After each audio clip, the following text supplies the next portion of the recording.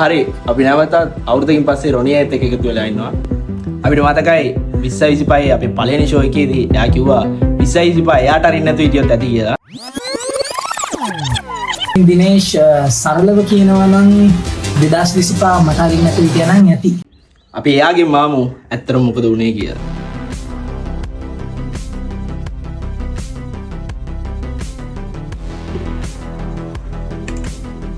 ඉතින් ඇත්තටම මොකද වුනේ? ඇත්තටම කියනවා නම් සරලව කියනවා නම් 2025 මට හොඳටම තියලා ඇරියා.